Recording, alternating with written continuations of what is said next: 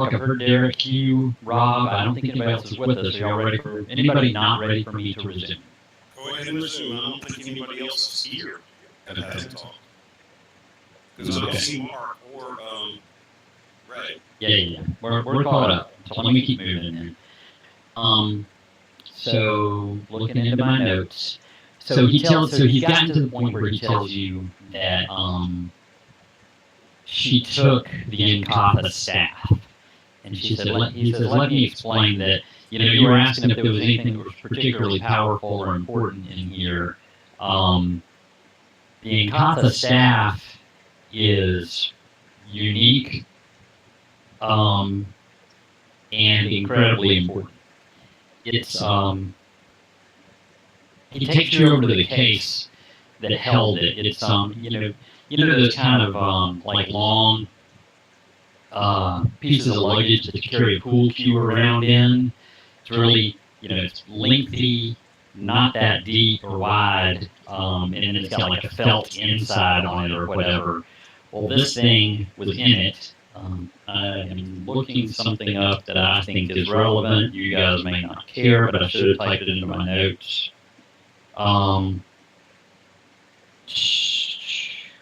It looks like it was about a little less than 3 feet long, and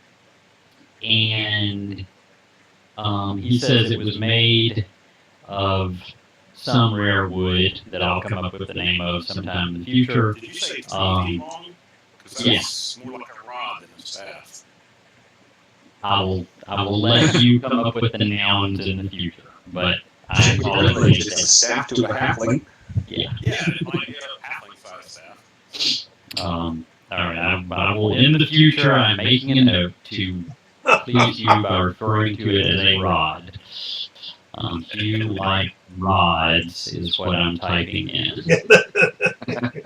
So it's the Nkatha's rod. Yeah, that sounds stupid. I don't think so at all. So anyway, if I'm through being corrected, that had absolutely no bearing on anything. I will get back into the flow. Where was I? Yeah, I gotta find the spot in the notes.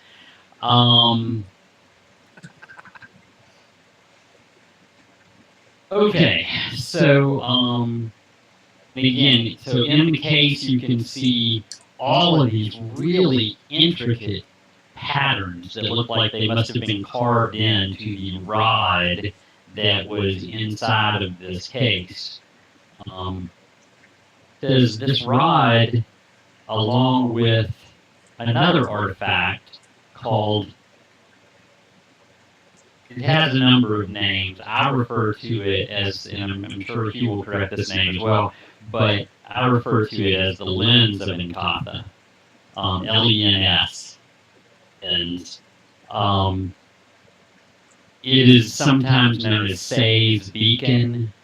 And this is the stuff I wanted Mark to hear if he had been here, because I will tell you that Helios becomes uncomfortable when we start talking about this, because he always does. But he has a relationship with this item that Malcolm is unaware of, but I know Mark is aware of it. Pretty sure Cinder's at least somewhat aware of it as well, because he's told us that story. Yeah, okay. Well, if you've heard that story, then Malcolm says this is the lens that was the sort of the focal piece, the centerpiece of a lighthouse, Say's lighthouse on the southern coast of Meridia. Thanks to my deception, people believe it is still in that lighthouse, but it's not. While I am charged with keeping up with the rod, one of my temporaries, another one of the lore keepers of this group, of the White Lotus, is in charge of protecting and maintaining the lens. It's a man named Gallos Maximus. the Malorian Council. Did she steal the lens too? Now, I don't know. Hang on. Dara Ray is texting me.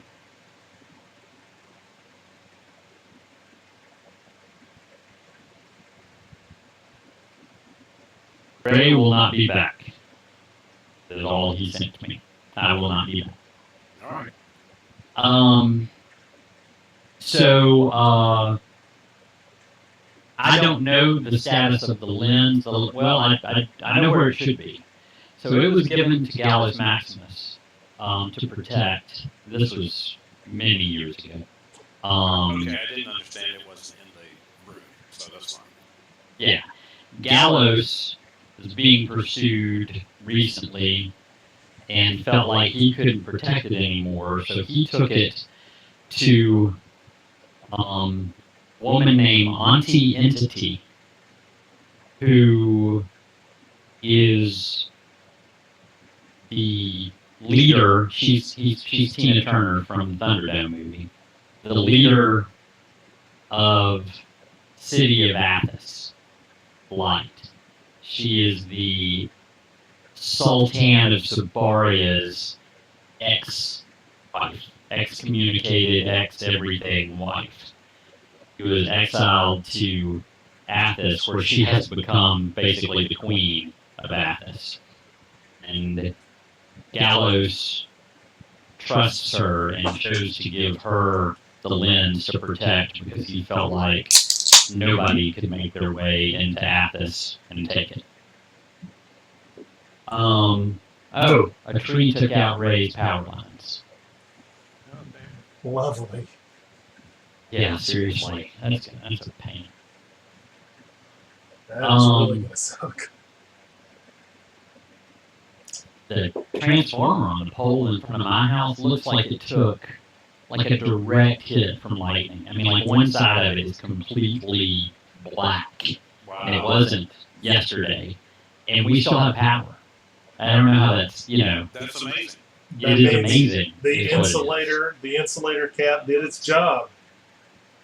It took the hit. I guess so. But I went out there today and I was like, well, that looks different. And oh, wow. I realized what didn't happen. There's no other explanation for it unless somebody got up there with candlelight spray paint. It seems unlikely. Especially all that rain.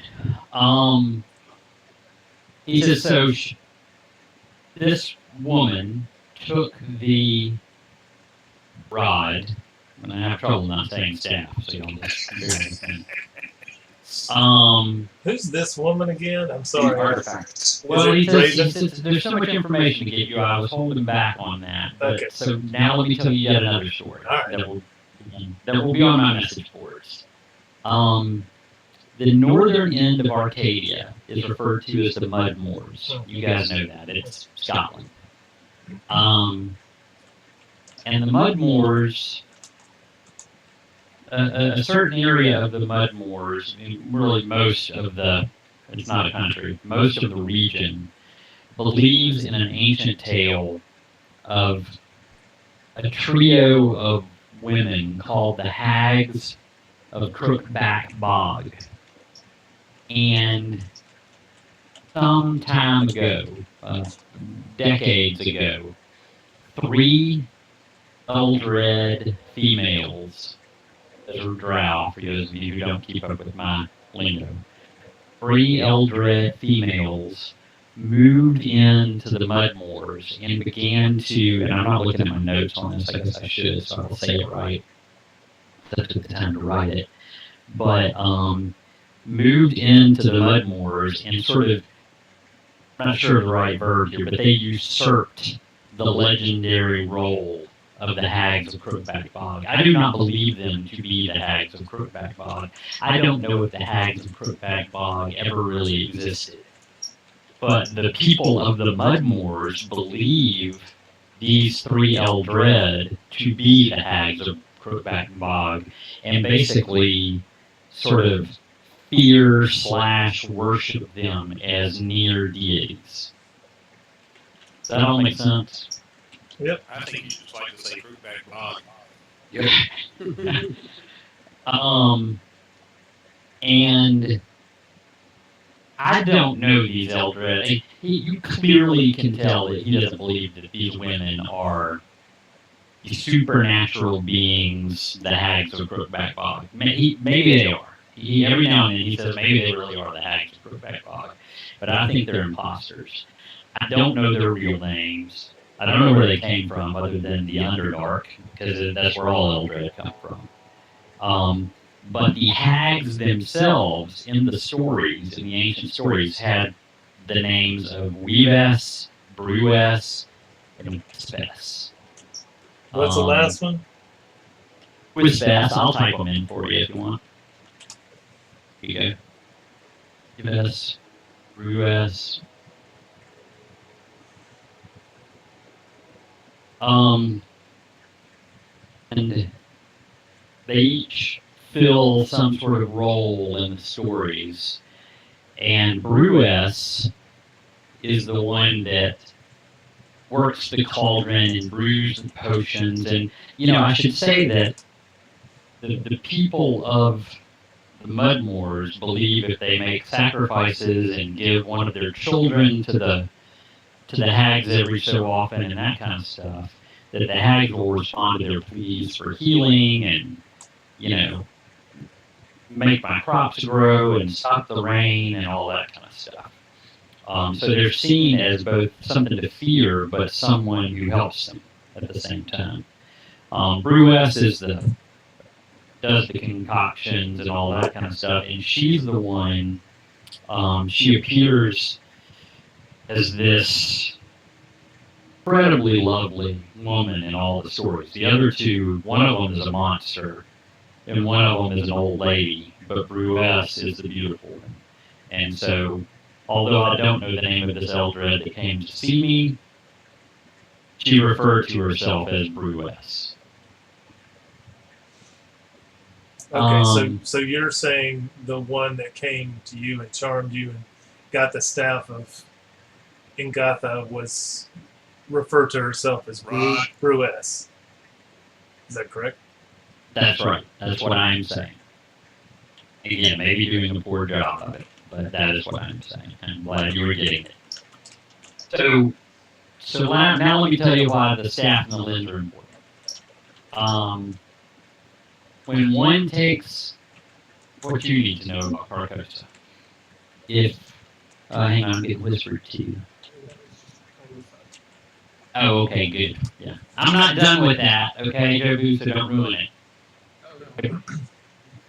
Have been wildly inspired by that, though. That is my favorite thing anybody's done for me in a while. I'm having so much fun with that.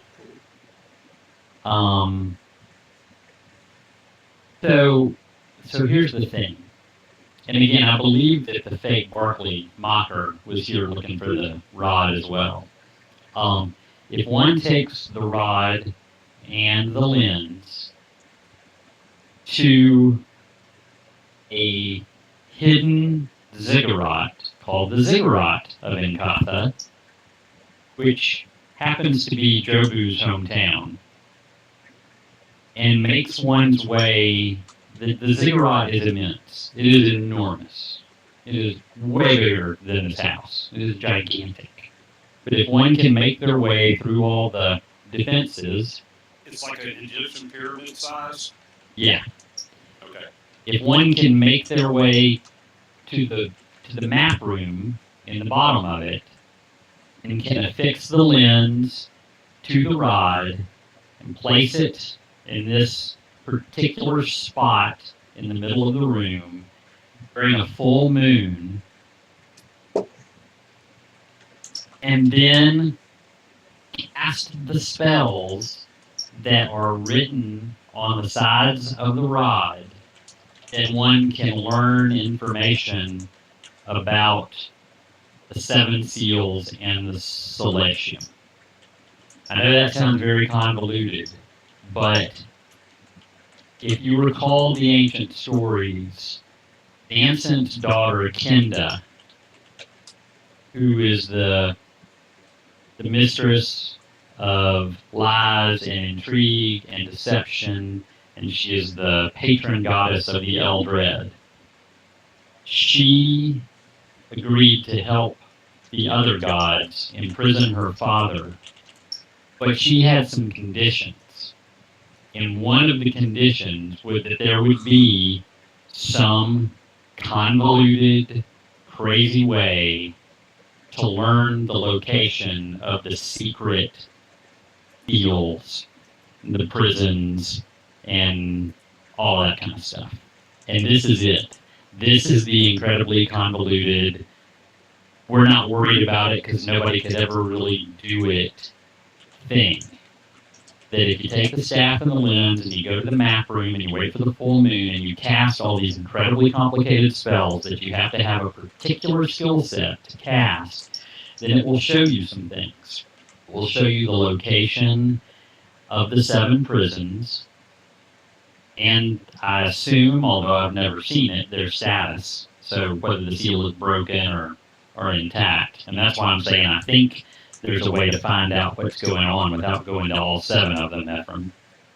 It'll also show you the location of Carcosa. Carcosa is the place where the runes themselves were crafted. And it will also show you the location of the Dark One's prison. And so, now we're starting to bring some of this. Go ahead. In our minds, should we sort of be picturing the Ark of the Covenant type map room? Oh, absolutely. Yeah, it's that, but on a much bigger scale. And with more settings. The best way I know to put it. Yeah, you can It's like a Stargate. You can make it point to different things. It's like a Stargate. It's got GPS stuff built into it. Like your weather app, it's got layers you can put on it. Well, it also shows continents instead of just one city, right? Yeah, it shows the whole world and potentially other planes. Wow. So this should be a thing to behold. But it was built by the god of magic and the god of knowledge and the god of the forge. So it The intelligence through it feels pretty much out of his league. But so here's the stories that you probably don't know, and that it is my job to know. I think you see where I'm going with this. Is what he says. We can find out the status of the 7 seals just by going here. We should have. The ziggurat itself is supposed to be impossible to find. By the way, it's in a hidden location somewhere in the rain wilds. I know where it's at because I've been there, but the last time I was there was because, and now we're going to kind of get into it, even a different story. Oh, sorry, there's a lot being typed. Do I need to read any of it? No.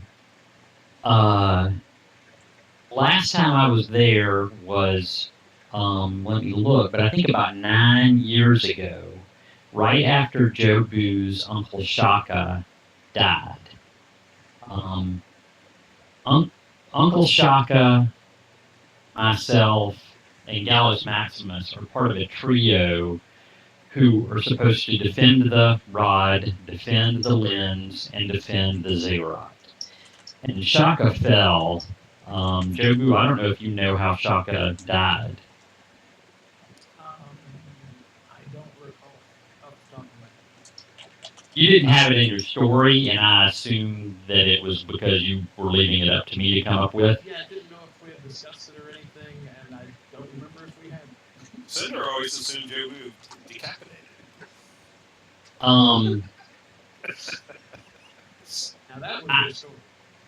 The only thing, this is what I think you would have been told, Jobu, is that it was his, you knew, so just this again, off the board for other people, but I don't think you care about me saying it here. You knew that the town that grew up inside of and around the ziggurat was intentionally and environmentally isolated.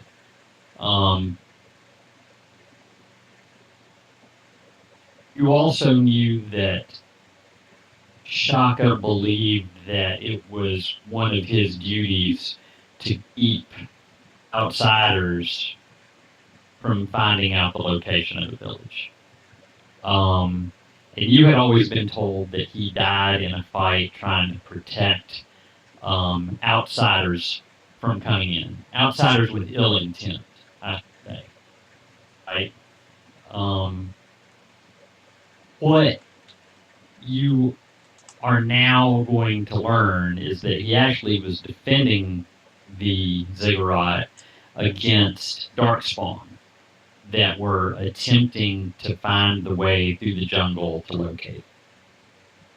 So he died in a fight with a Fade and a Dakar, which is pretty terrible but heroic way to go, and we can go to the details of the fight sometime. But you know, he did well and still fell.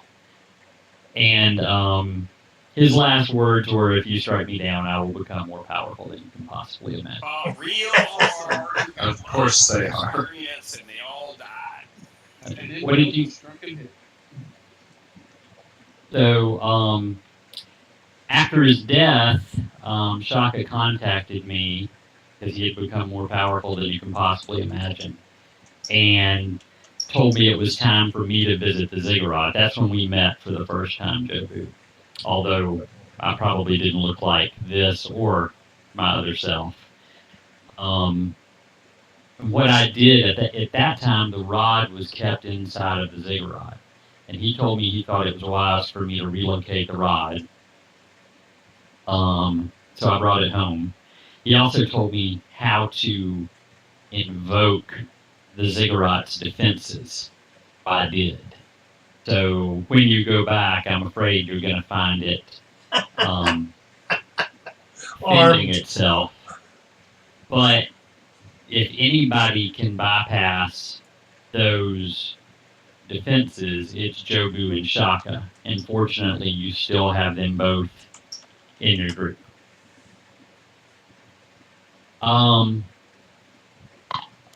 So now let me back up to my very first paragraph here, because I told you I didn't put this in very wise order, I don't think. And I know it's getting late. If somebody gets tired, let me know. But so my idea, so what I'm thinking is that if you guys could find the location of Carcosa, and again, Carcosa is a city. Carcosa means city of craft. It is a city that was built by Faradorn, who is the god of craft. It's a labyrinth. I don't believe it's possible for you to get through it except by going to the map room, casting the spell that's on the staff, and finding the path that would lead you to the seal forge inside of Carcosa. Otherwise, you would spend 20 lifetimes just wandering around in Carcosa, is at least what the stories say. If you could get to the forge where the gods originally created the seal and redraw the primary seal, then it should have a trickle-down effect of reinforcing any of the seals that are still valid, and it will invalidate any research or progress that the bad guys have made towards unraveling those seals. And maybe I haven't pointed this out, but I think your characters know this, but Malcolm's going to remind you of it, is that the way you break a seal is either through extreme force. So, and I mean by like an earthquake. You know what I'm saying? Like literally shred the earth that is holding it up. Or, more commonly, the way to defeat it is to redraw it. If you can copy a seal and not go crazy, if you can mimic it, then you can break it. And I don't know exactly how that works because I've never tried, but clearly the bad guys have some sort of an idea how to do that. You guys seem to be having a conversation. Are y'all listening to me or are y'all just typing? Yeah, I'm listening to you. I'm listening to Revolution. I'm What? definitely listening to you. Yeah, we're. I We are understand. having I conversations, can but we do are- both. Listen to you and No, that's fine. I just want to make sure I wasn't missing anything, and he was being especially humorous tonight. I just want to make sure this wasn't just jokes popping around. Y'all can do Well, that. I Some. have made some jokes, but right now I'm actually talking about stuff like on the campaign. Okay, good. All right, so to continue, and I know you can multitask. I'm fine with that. I just want to make sure that I'm not just talking to myself because then I feel like a fool. So the way that you break those seals is to learn to draw them is basically it, and that's what you realize Bridlington had devoted his life to, and had gone a little crazy himself. Was okay. trying to figure out how to draw I got one the question. rune that was on his necklace that Isfar wanted and eventually took. Right. I got one question here. The thing he was saying right now doesn't make sense based on what I thought I heard you say earlier. I heard you say that this process of using the rod and the lens shows the. In fact, I wrote it as you said. It shows the location of Carcosa, where the runes were crafted and the Dark One's prison is located. Okay, so we need the. I'm trying to get the theory down of the order in which we need to proceed. In other words, we need to go get the rod and the lens in order to find Carcosa, or we need to find Carcosa before they do, even though they have the rod and the lens. Which one is more? Yeah. true? So first I'll say that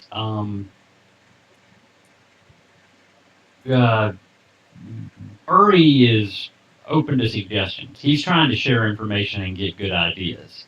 But the first thing you said makes the most sense. Okay. That Carcosa is supposedly unfindable. Right. And even if you did know where it was, and you're going to know generally where it was, and you've been given a lot of really strong hints as to where it was. And again, I know the campaign's been going on for 18 months, and we don't play often, and I'm not saying anybody should remember every word that's been said. Right. But you probably have a really good general idea of the location of Carcosa. The problem is, even if you had the address, it's a giant labyrinth. Right.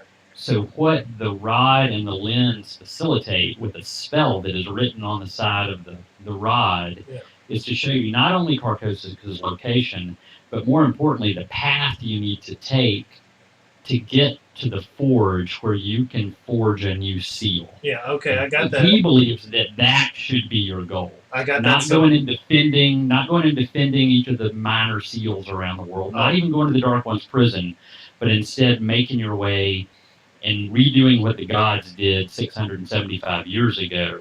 Right. And okay. make a new seal. So to be clear, then there is some area near or close to the city of Carcosa, or maybe even within the city, that we can find or without too much trouble, and that area contains the place where we put the rod and the lens to find the actual hidden part of Carcosa and the Dark One's prison. Is that correct? Yeah, I think so. You broke up just there at the very beginning, but everything you said sounded right to me. The lens and the rod need to be taken to the ziggurat, which okay, Jobu should know how to get to. Okay, gotcha. That's it. All right. So and then once you're in the ziggurat, which may or may not be anywhere near Carcosa, you should know how to get to Carcosa. Okay, so there you go. Okay, Does that answer your question, Hugh?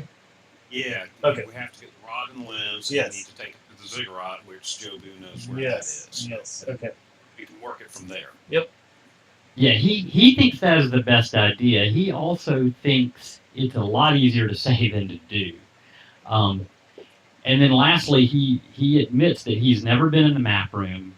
He's never cast any of these spells. And he doesn't exactly know how this information will manifest itself. Of course not. Why would You know, you? again, I know we're all thinking of the Indiana Jones thing where it's just going to be a beam of light and it gives you a latitude and a longitude and go here. Yeah. He's not sure that's how it's going to work, but he still doesn't know of any better suggestion. Yeah. Don't take the analogy that far. Okay. So, but it's easy to do. I mean, I know you're saying it's hard, but it's easy in one sense. We just go to the ziggurat and wait for them to show up, you know. But that does allow them some degree of freedom. Yeah, you think that there's a lot of ways, and it is hopefully becoming apparent. The one thing he says, one thing I should have said earlier, and again, I know this seems like a tangent, but this is fun to me that it's a little complicated. He says, let's talk about Frixorax for a second, the horrible thing dragon. As soon as he broke out of a Semi's prison, he came straight here. So, to me, that means he's probably looking for the staff as well. Sorry, the rod as well. Which, I don't have the rod anymore. Which makes me think that when Weave-S took the rod from me, she was working on behalf of someone who has nothing to do with Frixorax. Does that make sense? Yes, but Because you just said Weave-S instead of Brew-S. I mean, and so the next thing that I want to say is that if he has no knowledge of the thief, and Weave-S isn't working with the Darkspawn, then I imagine that the Lens and the Ziggurat are similarly under attack, right? That whoever Weave-S is working for, maybe she's working for herself, is also, like you said, out there trying to get the Lens and trying to get into the Ziggurat, and I don't know their current status. So there's 3 hags and 3 items. Well, that does kind of fit. And you told me about this shapeshifter named Raven, who was on my boat, who was spying for someone, who was a dark elf. Maybe they've figured out what's going on here too. I don't know how all this relates, but my point is, believe there's more than one faction that you may run into at the Ziggurat. Sure. And I can't imagine the agenda that we've always been trying to prevent is the escape of the Dark One from his prison. Sure. Why multiple groups would be working towards that end without cooperating is just part of why I don't understand evil, I guess. Yeah, it's easy. Whoever frees him is the one that potentially would then curry favor. Yeah, I mean, that's certainly what you said Bridlington was doing, is he wanted to be seen as, having facilitated some of this and therefore, like you said, curry favor. It's also the natural inclination of evil not to work together. Well, that was kind of my point, too. So, I had one more note in here that I know what it says, but I was going to look at it while I was saying it. I think it's going to be under the seals. Hang on just a second. Also, that would be chaotic evil, not lawful evil. Lawful evil has no trouble working together. No, they do. Lack of cooperation is their weakness. Their ruthlessness is their strength.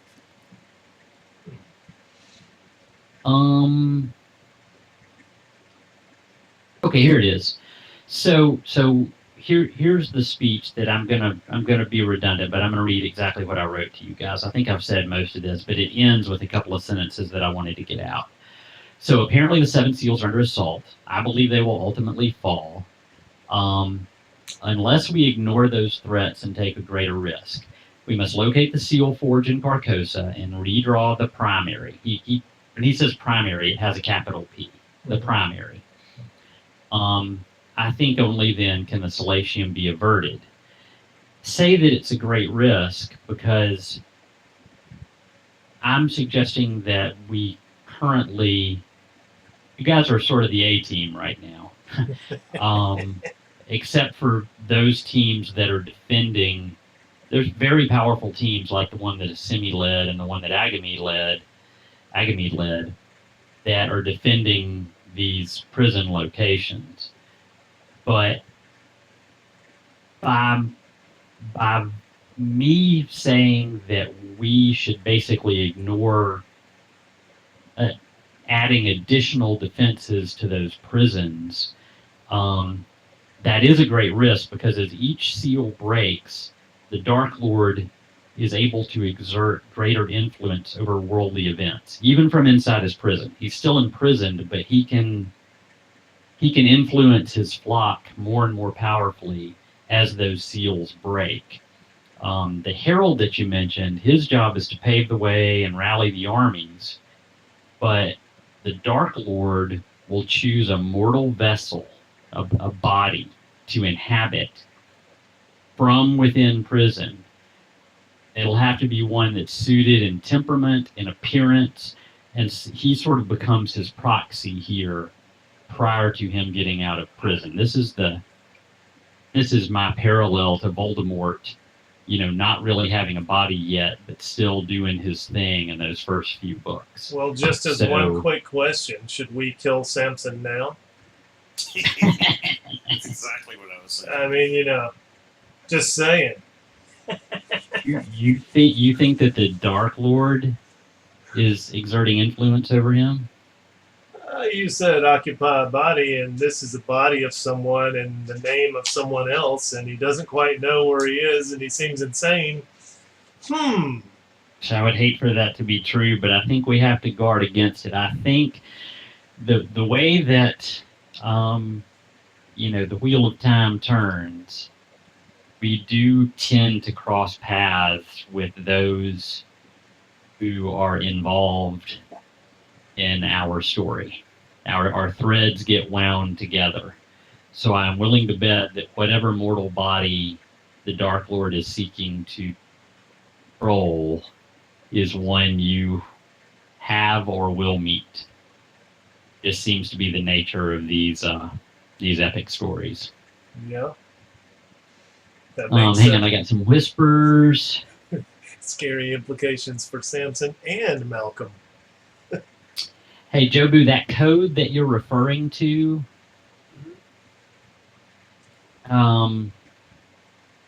just need to hop in the cone of silence. Guys, we'll be back, literally. It'll take less than a minute.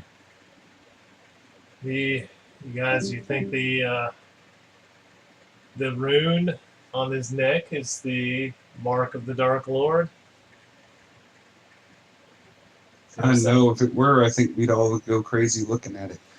Well, isn't it one of those things that we can't quite pin down anyway? So it is sort of if we sat there and said we were examining it, that might cause something to happen. But whenever we look at these runes, we can't really remember them or anything like that. So who's to say that's not a sort of, at least temporary insanity? Like a sanity check. Yeah, exactly. I remember someone tried to examine the Finwife's rune that was in her lair. I think it was Jobu, and he immediately had to make a sanity check. But until that time, we were just, our eyes would sort of roll off of it and stuff like that. No one mentioned specifically they were going to examine it. We're back. It's just easier than typing. So that's what he feels like the risk of ignoring the seals breaking is that the Dark Lord is going to be becoming more powerful as you're racing to sort of re-imprison him. and frankly, all of the Darkspawn that are getting out are not going to be shoved back into prison magically just by us reforging the seal. All it'll do is put new locks on the ones that are still locked. So it will be a completely separate thing to see about either defeating or rounding up everything that's already escaped. Thrilling. Yeah, exactly. But I can't think of a better idea. Yep, so first and second pieces of order, or after we survive the dragon's attack here, is finding the lens and finding the rod.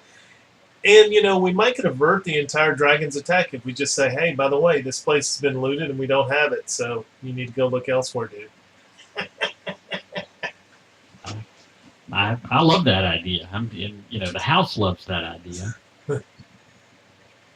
It can't repair itself as fast as it's being destroyed by these Trollocs. All right, let me look through my notes, what we have on screen here, and see what else we need to talk about. He does show you. You guys remember me telling you that the cool tattoos that you picked up in your Yevra ritual, a semi was able to touch them, and they turned into White Lotus. Mhm. And then when she stopped touching them, they turned back into a Thunderbird or a Otter or whatever it is that you had on you. Oh, okay.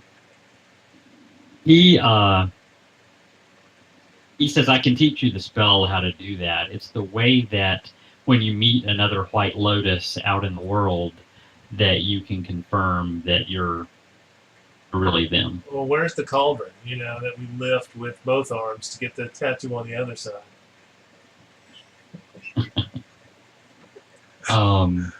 Anyway, the spell is available. I told you Malcolm's story. I'm looking through my notes to see if I left anything out. Shoot the staff, left imprints in the thing. Rod. Oh, the rod.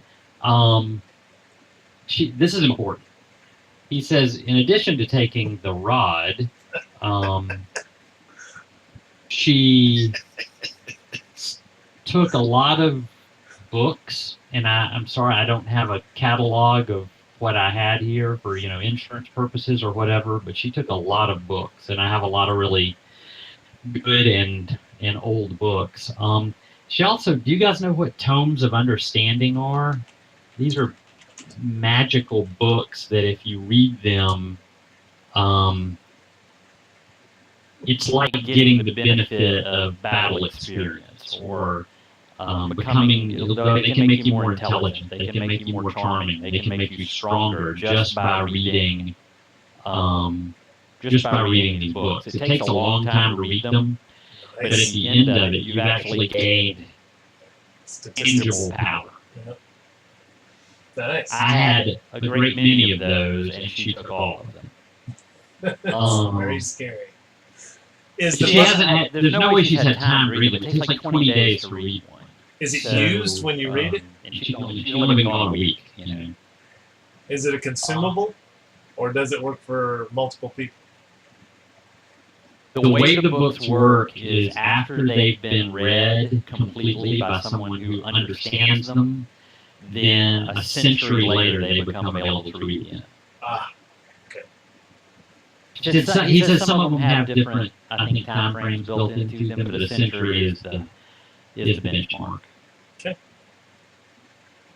She also took a cloak that makes her resistant to spells. She took a number of powerful wands. She took a magical ring. She took a lot of weapons and suits of armor.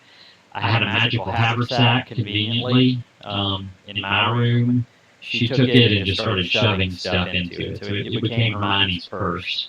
A lot of the stuff was mostly sentimental, to Cinder's question, but some of it was, nearly all of it was useful, and a lot of it was powerful. Right. After she left, my team recovered over the course of the next few days, and that's when we put up the protective ward bubble that you see around the place. If we hadn't done that, I think the house would have been destroyed when the Trollocs showed up. We actually put it up as hag defense, but it became really handy when Simi's prison fell and all the Trollocs showed up. We've yet to encounter Fritz personally. Been distracted by Simi the entire time he's been here until she finally was killed in battle. We've survived 2 full assaults by Trollocs and several skirmishes.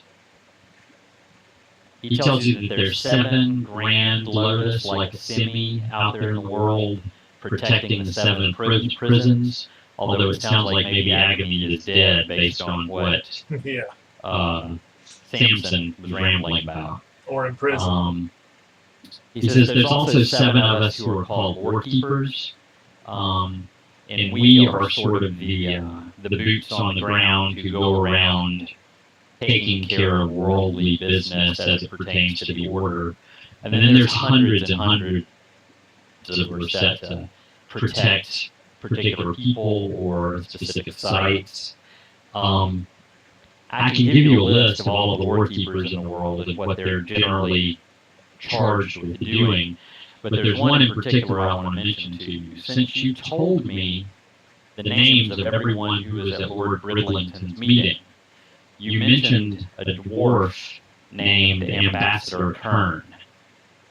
If that was Ambassador Kilgore Kern, and he describes him to you, and it sounds exactly like the dwarf that you saw, he says he's a member of our order. He's a lore keeper. He's a member of the White Lotus. And a dark friend. And apparently a dark friend. So I'm going to make it my personal mission to kill him. That turns out to be true, but if you beat me to it, I won't mind. Exactly.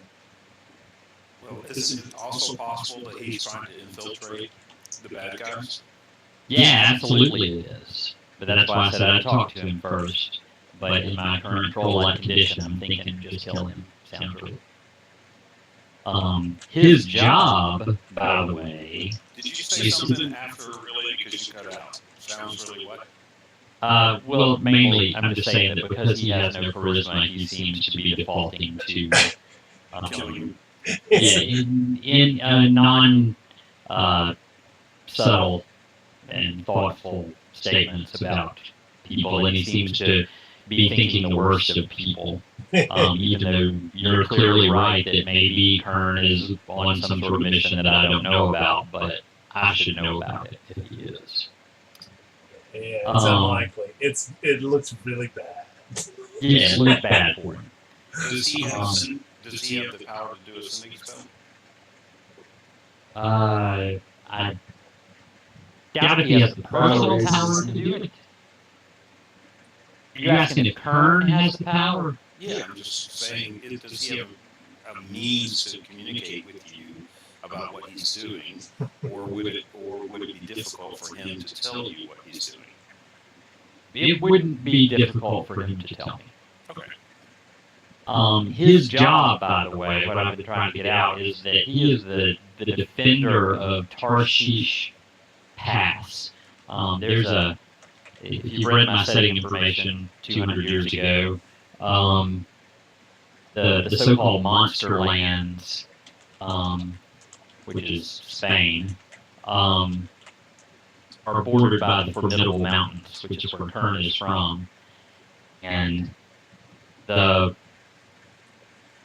dwarves of the Formidables sort of have taken on the responsibility of keeping those monsters out of civilized Meridia, and Kern, among other roles that he plays in society, leads an elite group that is tasked to do just that sort of defense. So, Harwin's Gap. exactly. So running through my list, I'm just going down the list now. I'm on number 4, Assimi, Ardeth, and the Epsilon Seal. I think I've told you guys all of this stuff about Assimi in the last game. You know about Fritzerax, you know about layers. Told you that I'll tell you all the details about the Dark Spawn that got out. Told you what you have a general understanding of what Magi are, because you basically are that now. They're the initiates and foot soldiers of the White Lotus. You understand what a warder is. That's what Ardeth is. To go into a little bit more detail about what a warder is, if a person learns blood magic, they're referred to as a Sedai, which is old tongue for protector. And if you are a Sedai, you have the ability to bond yourself to a Magi, foot soldier, who then becomes, and that the name for that kind of a person is a warder. The way that bond is initiated is by the Sedai taking the weapon of the Magi, and it has to have some sort of piercing quality to it. So if it's a sword, that's great. If it's a crossbow, that's great. If it's a mace, then it's going to have to be fitted with some sort of spike on the top. If it doesn't have one, if it's an axe, it'll have to be fitted with some sort of pipe on top. And what the Sedai does is, while she's casting the spell, she pierces the heart of the Magi. And when she pulls it out, if he lives through it, if she casts the spell right, he'll live through it. They become bonded, sort of empathically bonded. They also both gain powers in the bonding. The warder becomes, I've got a list here. The Sedai gets the ability to heal the warder pretty easily. The Sedai is safer when the warder's nearby. The warder gets a cool displacement cloak, and his weapon that he got stabbed with goes nuclear, does all kinds of cool things. They get an empathic bond with each other, which is great unless one of them dies, and then the other one sort of suffers for it and can be driven mad. If a warder lives and his Sedai dies, the warder can go kind of crazy and like go on a killing spree. He usually has to be put down like a rabid dog. The warder becomes more alert, and then both of them begin to age really slowly, so it really prolongs their lives. Is it only female to male, or is there variations on that thing? No, there's variations on it. There are racial and gender concerns are not factors in it. Okay. Is Samson a warder with the dead Sedai? So when you say that, and I'll give the whole group some experience for a few coming up with that idea, when you say that, Malcolm says, well, it makes perfect sense. He's acting like a warder who's gone nuts and lost his Sedai, but the last time I saw him, he wasn't a warder. Samson was the warder, not him. Right? So I had Agony defending the place with Samson as our warder, and then Ephraim, Erastus. Erastus was the guy that's sitting at our table, and he was the captain of the guard. So yeah, he's acting like a warder that's lost his mind, but he wasn't a warder. So he became one. You said he advanced through the ranks really quickly. Yeah, I mean, I don't disagree, but that's typically something, again, that people are supposed to tell me stuff. Well, it happened last minute. I'm supposed to know about it. I'm the warkeeper. It happened last minute, like during the fight or something. It was a last-ditch effort. Maybe so. The ritual generally takes like half a day.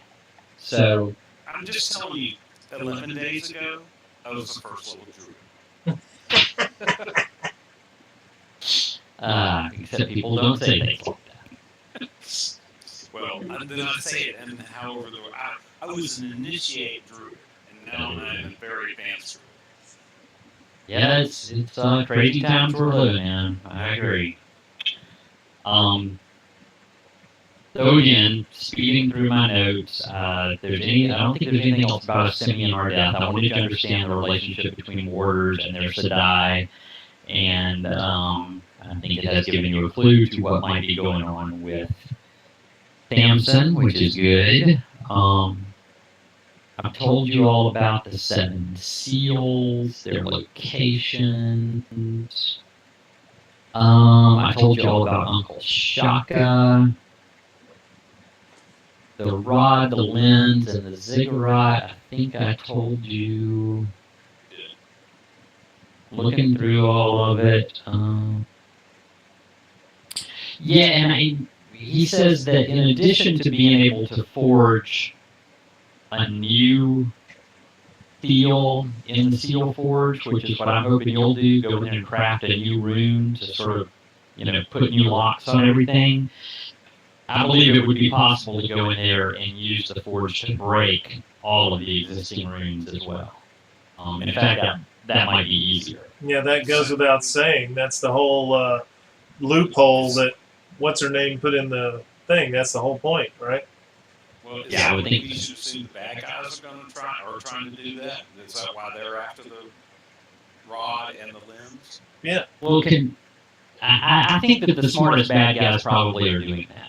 Okay. I think that all these dark spawn are sensing that their master is getting stronger, and they're they're trying to look busy. Is the best way I know to put it.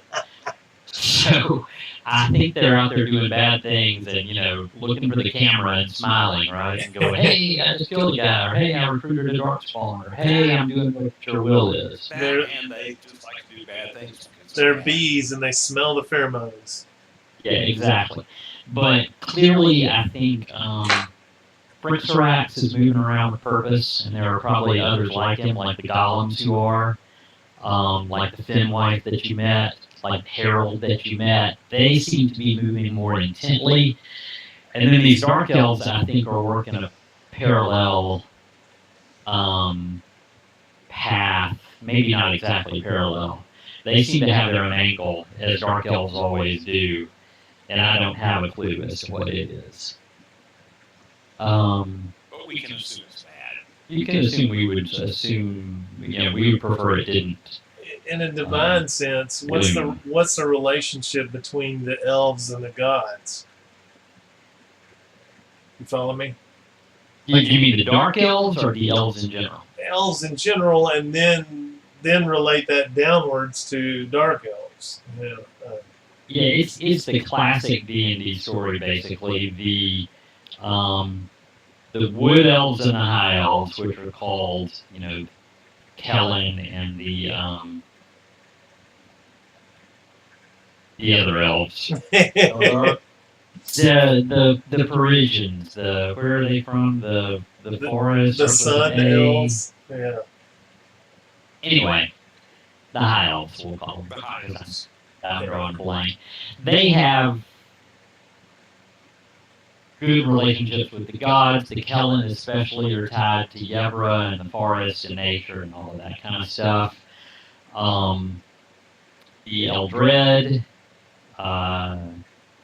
cast out years ago because they wanted to rule and they weren't allowed to, and they were beaten down and they were retreated into the Underdark, where Kenda adopted them and became their patron deity.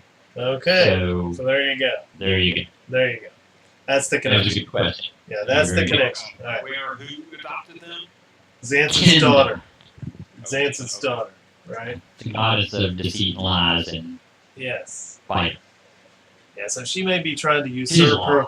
She may be trying to usurp her father's role in the world and become the new Dark One or something along those lines. Yeah. Well, she's known for having a long play, right? And she betrayed her father almost 700 years ago. Yep. And she put conditions into the terms of his imprisonment, and now she seems to be making some sort of move. To let him out or take control of him. One of the two. That's Yeah. I'm not disagreeing with you. Yeah. I'm just saying, I'm stating the facts that as I have them. Yeah. Speak as Malcolm. cool. That's the story of Samson, which you don't know, and Ray will share when he wants to, or actually Esme is going to come back with some information. Just never. Good. We need somebody who can speak intelligibly. Yeah, well, what I'll tell you while I'm on that subject is Minerva, that hyper attractive chick who took the little floaty water sprite out of the room. Minerva comes back and says that I've spoken with the creature, and she confirms that the Gamma Seal is definitely broken, that Agamede is definitely dead, and that the creatures within Gamma Prison were escaping, if not completely escaped by now. She says that she doesn't know what caused it, but an earthquake rocked the island about 7 months ago. And created a tiny crack in the seal. Slowly, the bad guys began to escape from the Gamma prison. So they didn't all rush out at once like they did on the Semi, but they've been leaking out for months. Right. And So apparently, Esme and Samson, whatever you want to call him, are the only survivors that Esme is aware of, and they haven't told anybody that the seal was broken. yeah. So just out of curiosity, I mean, this is not the first and not the second time that an earthquake has been involved in this scenario. I think it's at least the third. So just out of the wildest form of curiosity, who's the god of the earth, and is that normally thought of as an evil god or a neutral god or what? I'm not a divine dude. What other earthquakes have been in the campaign? You said that there was an earthquake that hit the other one, the Asimi's place. Whether you, yeah, I mean, maybe it's just happenstance that you're saying that now, but you. No, I certainly didn't. If I said that, that was me being drunk or misspeaking. Okay. No, Asimi's just shattered right in front of her. And you guys spent a lot of time trying to figure out what that might coincide with on the timeline. That's why I posted the timeline out on the boards. The best you can tell is that it happened the exact same day that you guys defeated the Matthias tree and the Finn wife. That's right. Yep. I haven't told you specifically what broke the seal, but you think you were involved in it. And was there But it had nothing to do with an earthquake there. Was there now, not? The fall, which is a big geographic feature of Meridia, this huge escarpment out in the in the eastern side of the continent. That happened the day that Xansen was imprisoned, and that was the earthquake to end all earthquakes. Yeah. Okay. I'm not disagreeing with you, but to your point.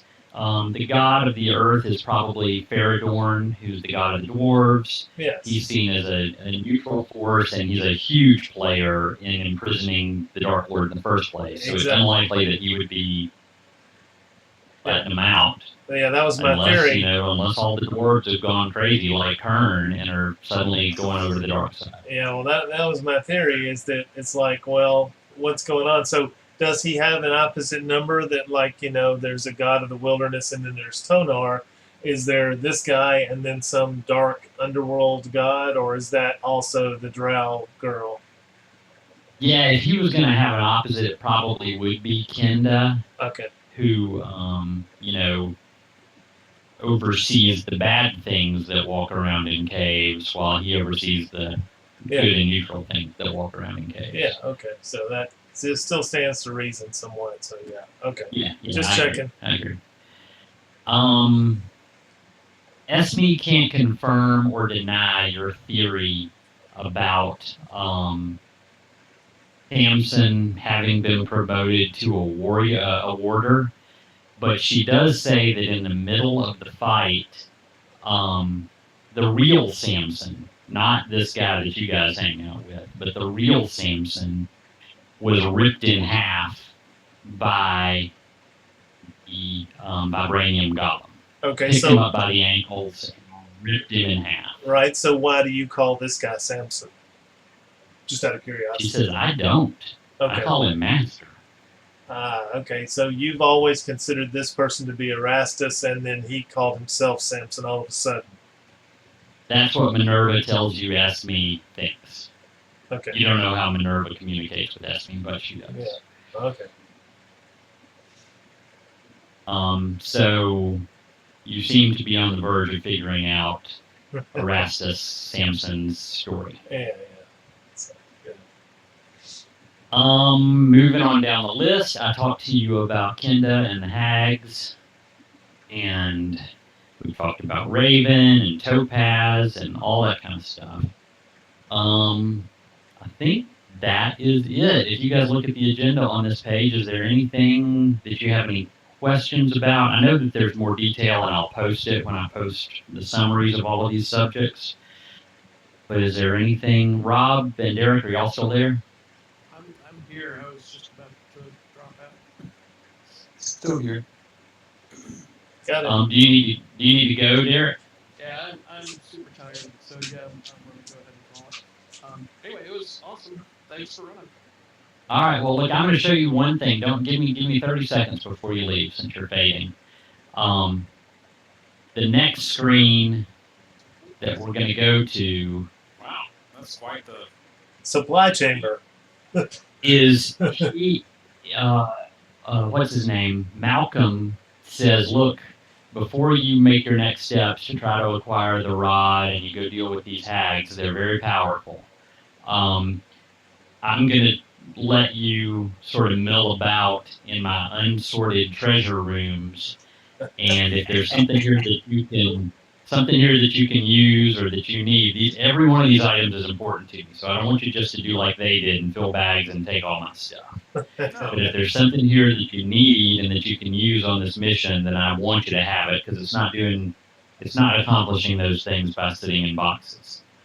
So we will say our next game will begin with you guys going through all of the treasure. I was hoping we would do it tonight, but honestly, I hate to punish Ray because a tree took out his power line. No, Yeah. no, absolutely. We agree. I'm sure everybody agrees. Yeah, that's fine. Yeah, of course.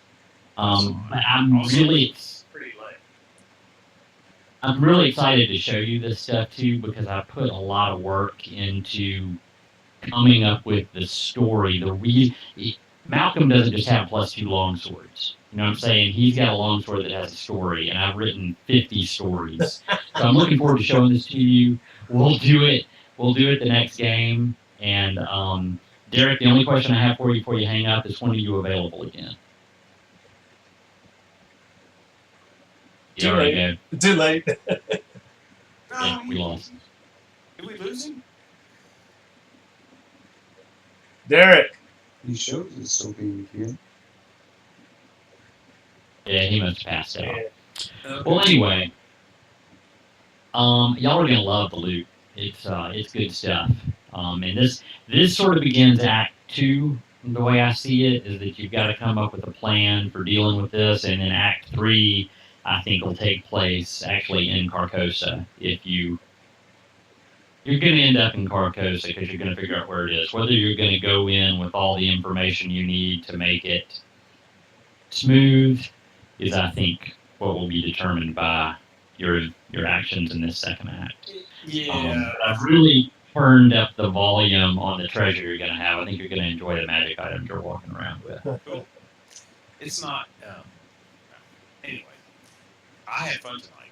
So. Good. I'm glad you did. I appreciate all the feedback. I appreciate you guys paying attention. I know this isn't a typical kind of game, but this is the story I'm trying to tell, and I needed to get it out there. And this is the kind of game you would have thought that I would not normally have been. That's right.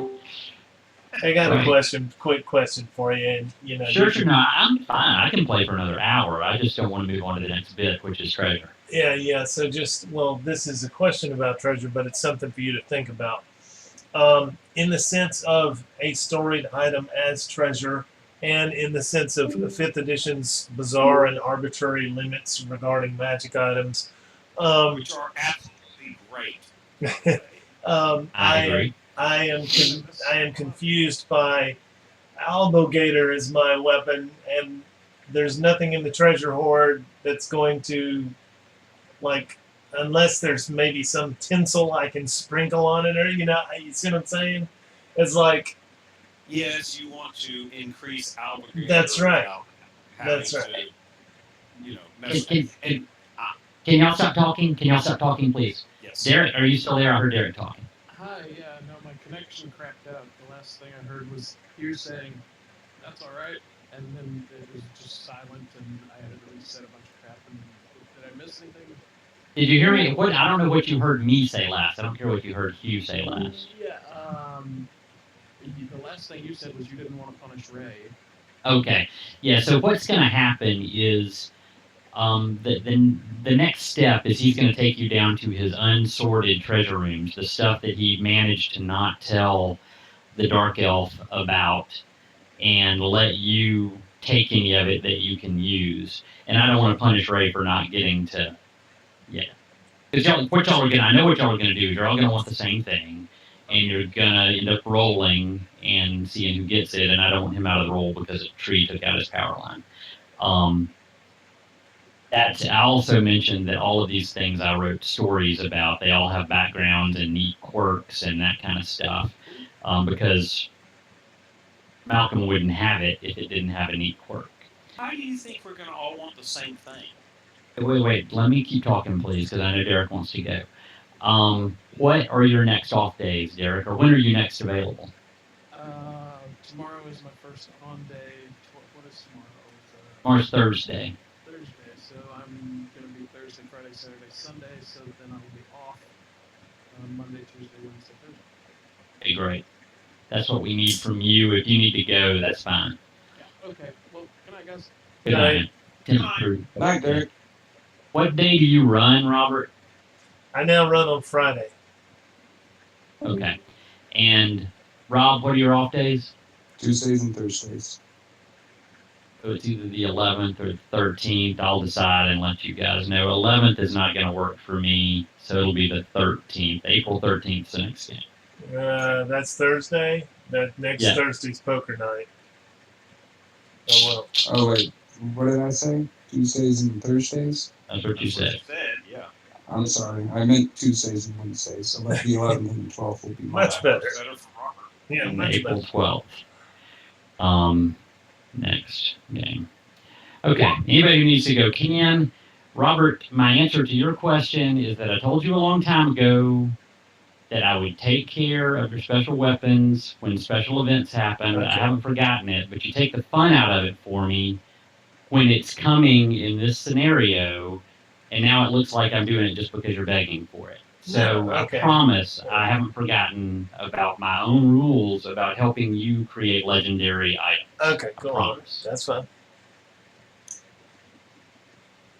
But it's no fun to give a kid something he asked for. I like surprising them. Yeah. And why do I think you'll all want the same item? Because when I put a headband of intellect in the game, the stupid barbarian took it. I figured that was why, but I was wondering.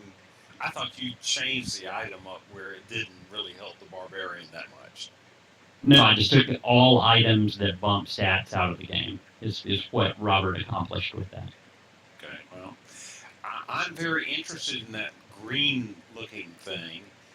That's very front.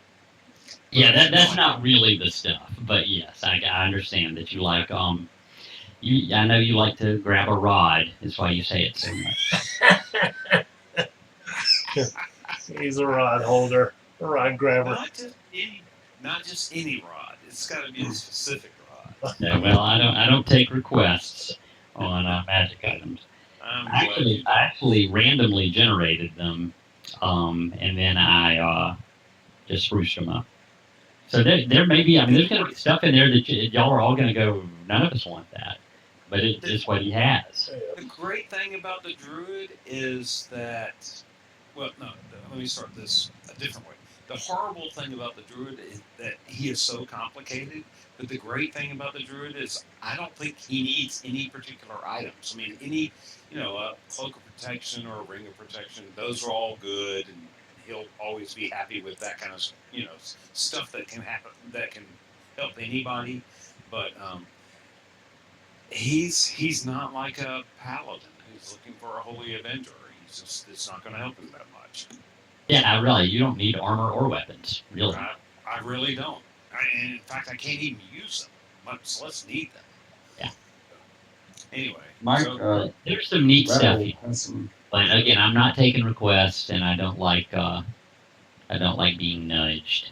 And I have no nudging or requests. What are you trying to say, Rob? If we are at the point where Rattle can ask questions and attempt things, he would like to ask questions and attempt things. Absolutely. Hello? You just Hello? there. I heard that. Yes. I said absolutely say or do whatever you want. If the three of you are still here, I'll tell you one more thing that may answer some of your questions. He also has a room. No, I'm not going to spoil that. I'll tell you that next time. Go ahead, Rob. Okay. Malcolm has had a lot of his important and valuable stuff taken, but his house is still full of semi-important and definitely valuable things.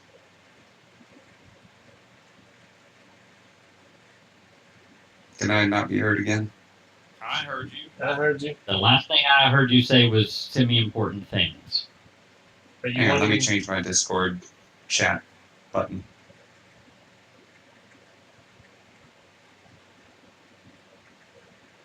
I heard him say that Malcolm has had most of his important things taken, but still has a room full of semi-important things or something. Yeah, that's what we all heard, and I think he thinks he said more than Okay, can y'all hear me better now? We didn't hear you Yes. bad before. Apparently, we just weren't hearing everything you said. Oh, and I wasn't hearing y'all terribly well then. For the purposes of spell components, Rattle would like to ask Malcolm if he has a crystal ball, not necessarily the magical item a crystal ball, but a valuable ball of crystal or a silvered mirror somewhere around. Okay. Type that into the chat, and I will manage it. He yells, "Kane, go look for this stuff for the boy. He needs it." Um, Go get his And damn then- goddamn spell components.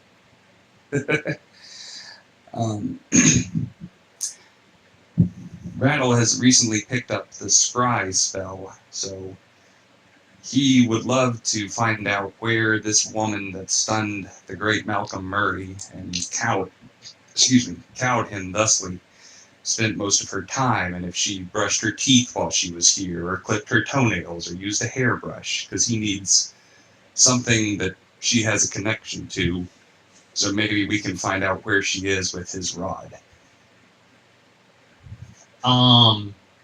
Okay.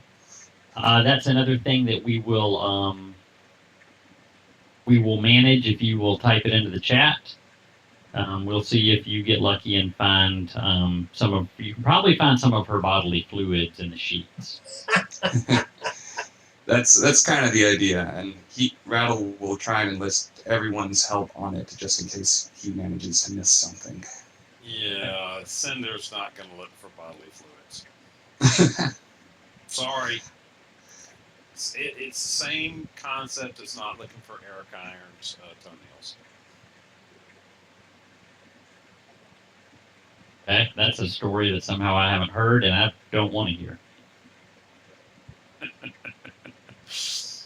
Yeah, you have your own stories. Yeah, I got plenty of stories. I don't need that one. Involve me and Fireplaces.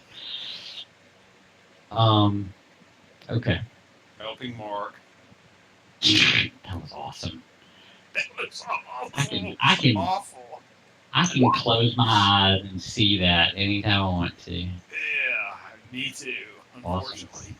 What was And then this? the opposite one is I remember being at BeachCon and you being passed out on the kitchen floor and me telling them to leave you there, and they're like, "No, we got to go put him in bed, Derek and Mark." And I'm like, he doesn't Why? care. He's completely unconscious. As long as if you really are worried about it, put the tablecloth over him or whatever. But he's fine. And They're gonna carry you up those stairs, and you probably do more injury to me they- that way than.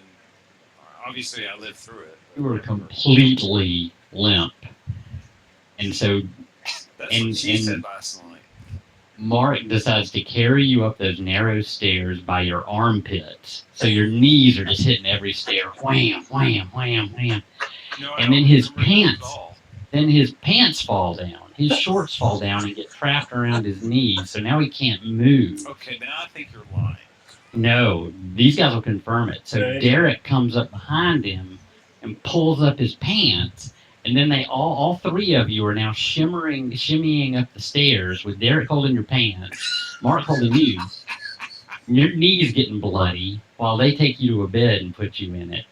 And I nearly hyperventilated. I was laughing so hard. Yeah, I'm glad I don't remember that. Oh my gosh. That was awesome.